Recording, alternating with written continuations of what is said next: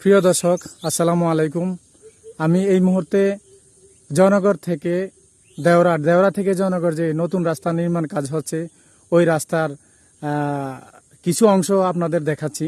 এই যে আমাদের মাঠ, যেই মাঠটার মধ্যে হাজার হাজার মেট্রিক টন ধান উৎপাদন হয়। তো এই রাস্তাটা আমাদের সকলের উপকারে আসবে এবং জয়নগর, কালামুড়ি, সাইল্লা, শরীরচরের মানুষের যাতায়াতের একটা সুন্দর সুব্যবস্থা আছে।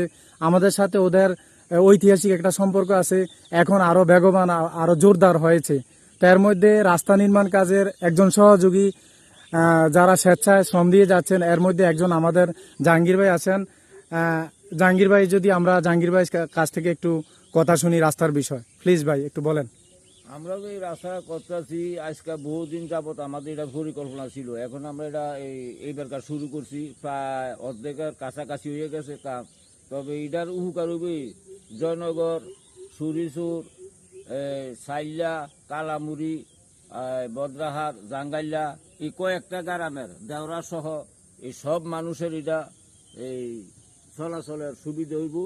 এই জন্য আমরা এই রাস্তাটা করছি। আর এই জল আর এই যারা আমরা এই শ্বাস করি, জমিনের কৃষি কাজ করি, সবার জন্য এটা ট্রাক নামতে পারে না, শ্বাসের গাড়ি নামতে পারে না এবং ধান আনতে পারে না, সবার জন্য এই সুবিধাটা হবে আর কি।